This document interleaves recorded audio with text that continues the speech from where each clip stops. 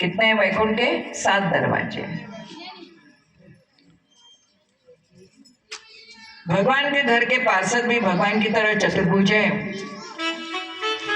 वैकुंठ में विषमता नहीं है।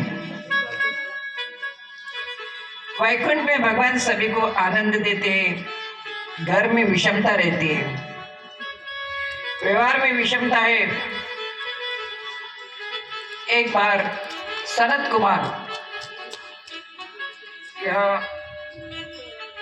भगवान के दर्शन के लिए गए। इन्होंने काम पर तो विजय पाया है, लेकिन अभी क्रोध बाकी है। जिसको क्रोध, लोभ, मोह, अहंकार, ये सभी जो दुर्गुण है, उसमें से एक भी अगर दुर्गुण है तो उसे वैकुंठ में प्रवेश नहीं है।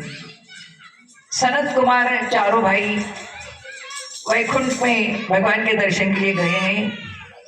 वहां जय विजय दोनों का पहरा है।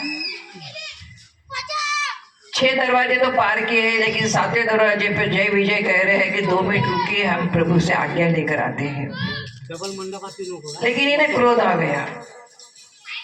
क्रोध आया, इन्होंने श्राप दिया कि तुम भगवान के पार्षद होकर के राक्षस जैसा व्यवहार कर रहे हैं, तुम 3 जन्म राक्षस हो।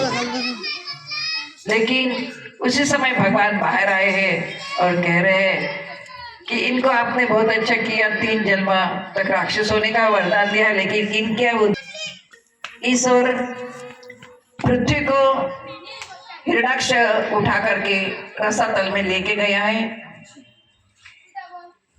भगवान वराह अवतार धारण करके हिरणाक्ष को मारा है और पृथ्वी को लाकर के जल में स्थापित किया है। बोलो वराह भगवान की।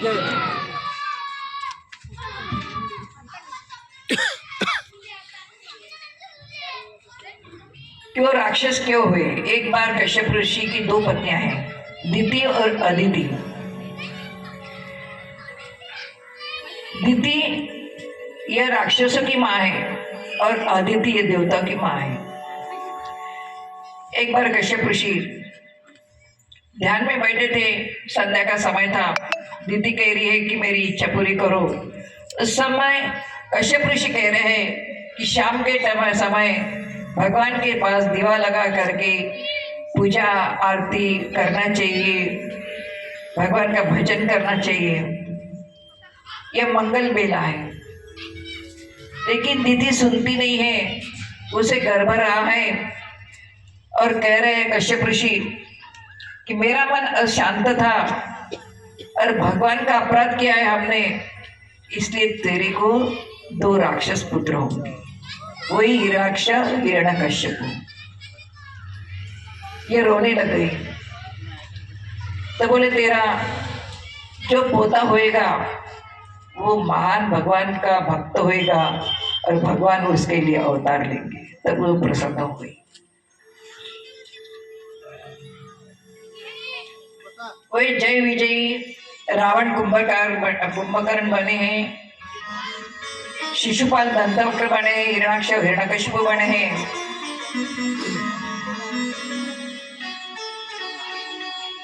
इस प्रकार 3 जन्म तक राक्षस के रूप में अवतार लिया है।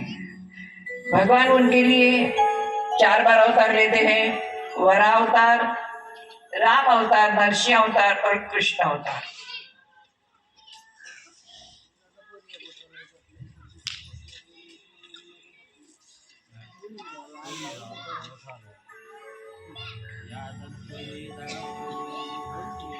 मनु महाराज के 2 पुत्र और 3 पुत्रियां का जन्म हुआ है। प्रियपद, उत्तानपाद 2 पुत्र और आकृति, देवती और प्रसूति इन पुत्रियां हुई है। आकृति का विवाह रुचि के साथ, प्रसूति का विवाह दक्ष प्रजापति के साथ, देवती का विवाह कर्दम ऋषि के साथ हुआ है। कर्दम ऋषि के घर कपिल नारायण भगवान प्रकट होने वाले हैं। और कपिल नारायण भगवान का आश्रम कहाँ है?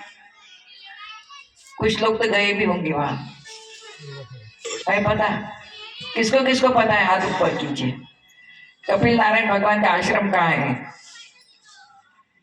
किसी को पता नहीं है? बता दें हम। गंगा सागर,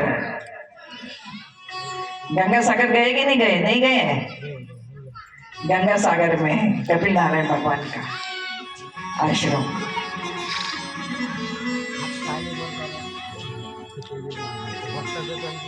कपिल महामुनि ने माता देवती को तत्व ज्ञान का उपदेश दिया है और माता का उद्धार किया है।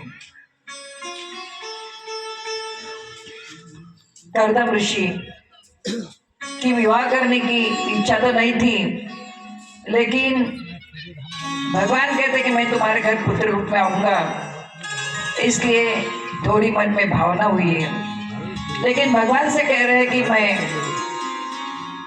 मुझे भोग पत्नी नहीं होना, योग पत्नी होना। मनु महाराज शत्रुपा रानी को लेकर के, बेटी देवहूति को लेकर के कर्दम ऋषि के आश्रम में आए हैं। कर्दम ऋषि भगवान की बहुत भक्ति करते हैं, ध्यान करते हैं, तप करते हैं। अभी शादी भी नहीं हुई है तो उन्होंने कह दिया कि